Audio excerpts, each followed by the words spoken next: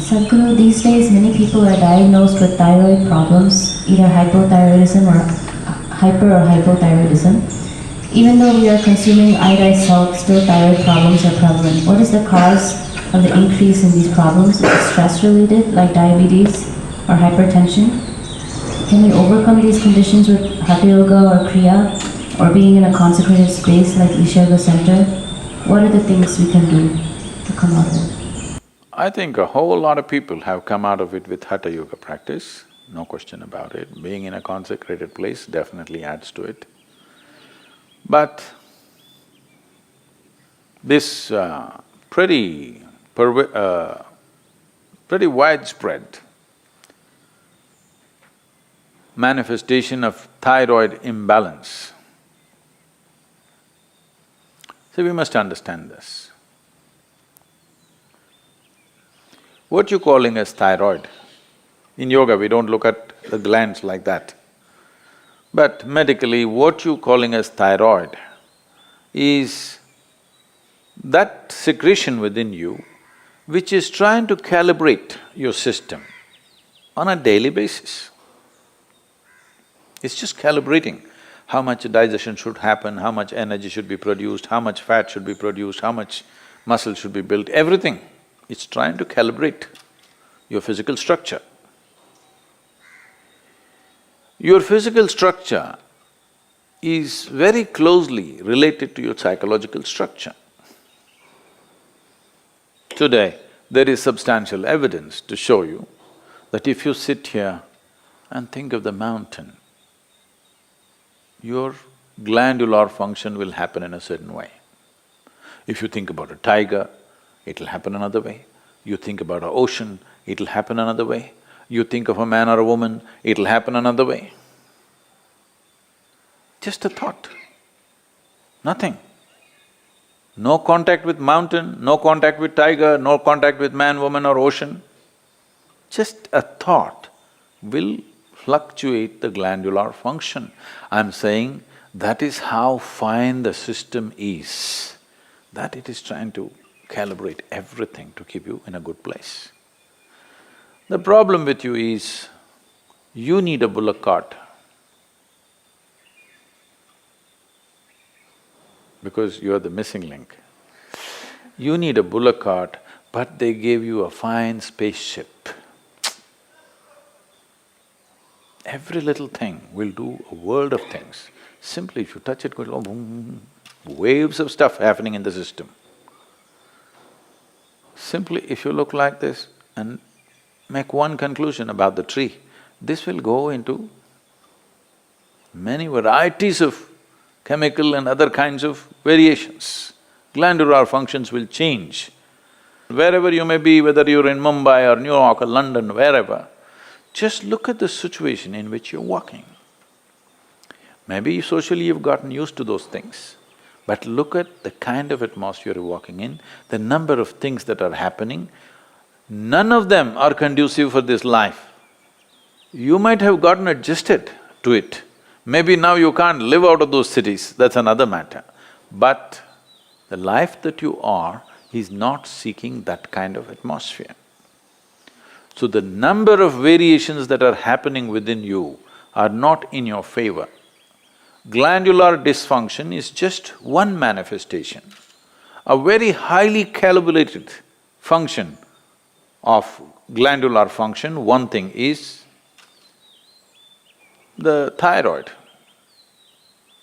It's easily noticeable. The first thing, your physiological and psychological parameters get thrown off a bit simply because disturbance.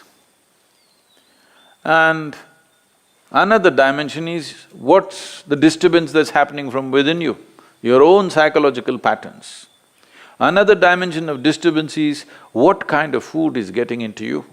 There is no way you can eat anything today which is not chemically infested. If you're eating very organic food, it's little organic chemicals they're using. It's come to that place.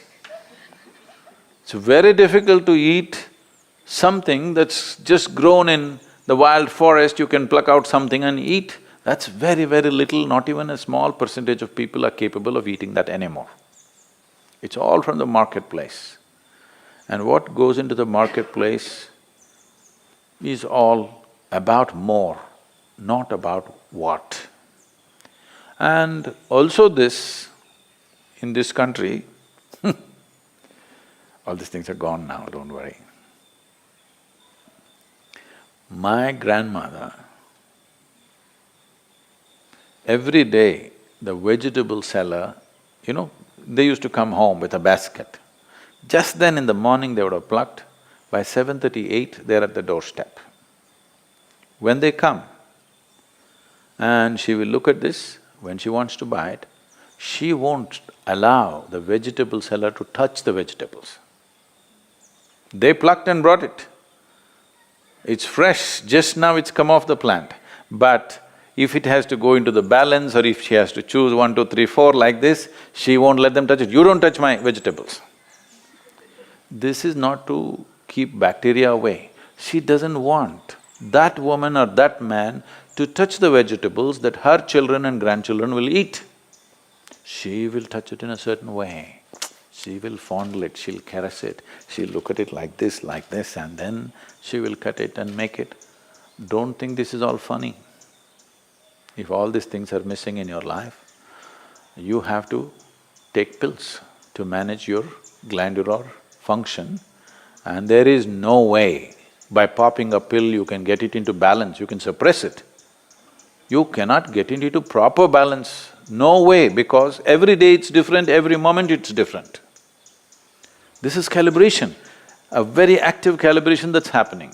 You kill it and just take a pill and somehow manage. You are a little dysfunctional machine. With this dysfunctional machine will manifest in so many ways, and you will only know it when you stretch it. When you're living with minimal stuff, it won't show up. It's like this. See, even if you have a flat tire on your car, at 20 kilometers you can drive home, Some things will crack up, some things will tear up, but still you can drive. Only if you're hitting 200 kilometers per hour, then if the tire goes flat, then you know you fly off the road. So that's all it is. If all these things are taken care of well, now when you rev up your life to function at a much higher level, simply it'll go. Now you rev up your life without bringing that balance, then you see it'll freak. You will see this happening all around you every day. So, to invest that much into our lives, well, you can't leave your city and go and live in the jungle. You can't leave the atmospheres and go away. At least you must equip yourself so that those things don't have too much impact on you. It'll anyway have impact, but how much is the question? How much impact? At least within your home, surround yourself with some plants. If there is no space, fill your room. This is going to have some freaky bedrooms. Open up half the roof. Oh, but there's another floor above, Sadhguru. Okay, open up the damn walls so that some sunlight comes into you. Yes. Not everything is closed and just one air conditioner is going brrrr all the time. This is one thing, the reverberations around you are freaking this body completely, all the time, brrrr. Particularly when I'm outside the country, particularly in United States. Even in Europe it's a little better. In United States, all the time something is buzzing, endlessly.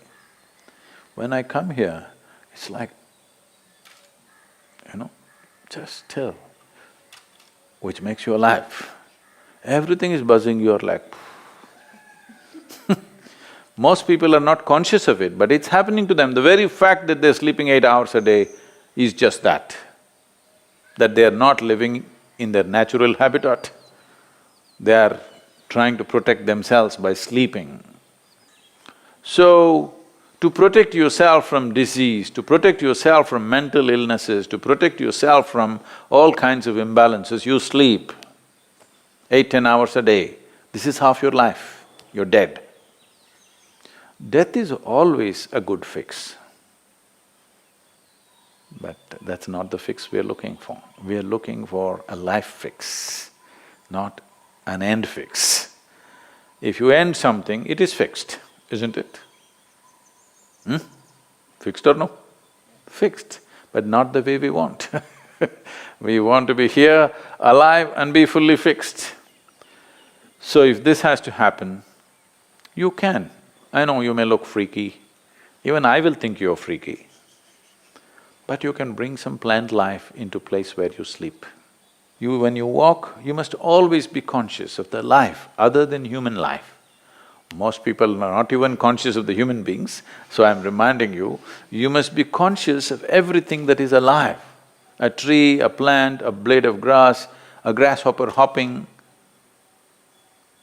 and the people that you don't like are passing by.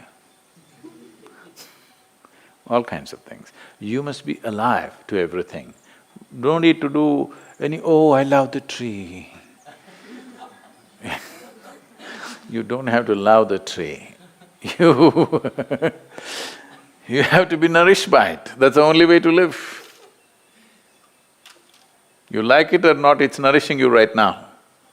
Consciously, if you do it, everything will work better.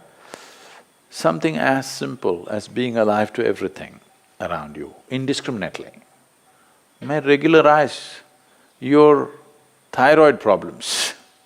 Of course, morning Hatha Yoga is there, Kriyas are there, all these things will definitely help, and the consecrated, powerfully consecrated spaces are there. Many things. One of the main reasons is human beings are becoming less and less active as technology grows. In a day, on an average human being, how much activity, physical activity they used to perform in the past, previous generations of people, and how much physical activity all of us are performing right now is abysmally low. With such a low level of activity, keeping the balance in the system is difficult. So little imbalance, don't go to bed. If you feel little imbalanced, you must jump into activity. Wherever activity is happening with some vigor and joy, you must jump into that activity and do more and more of it if you're feeling sick. Really. Because the moment you go back, you're empowering that. Well, if you're very ill, that's a different thing. But otherwise, you must… we are talking about essentially glandular dysfunction of various kinds. Activity is a simple solution for everything. And don't make activity, for those of you in New York, I'm telling you, don't make activity, you have that health band on your thing. 10 steps, 12 steps. Don't do this, that's not the way to do activity, you may get more sick by doing that. Simply, joyfully doing something. Being joyfully alive. Activity is, if you do not know how to sit here and be exuberantly alive, just go and play. Play a game, run around simply. Just imitate the grasshopper when you're walking. Try. Why not? You never did this? This is the problem with you. When you go now, I want to see you because you're going to walk on the grass. You better grow like a grasshopper. Chuk, chuk, chuk, chuk, chuk. You will see how much aliveness will happen with you.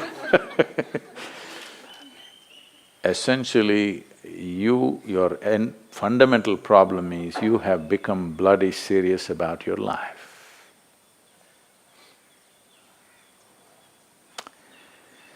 So, we have to again remind you, you will die anyway. Don't be so serious about it because it'll get over in no time. You must loosen the grip. Now if you loosen the grip, that last scene can be different. Otherwise, people see you, that's a great thing that happened to you. You loosen the grip. Now itself, if you loosen the grip, you will see life will happen wonderfully well for you. Namaskaram. Thank you for watching. To see more, please consider this suggested video or this suggested playlist. And if you're curious to learn the amazing classical Hatha Yoga practices structured by Sadhguru that we offer, please see a couple of suggestions right below this video. Last but not least, if you enjoyed this content, consider hitting that subscribe button right there.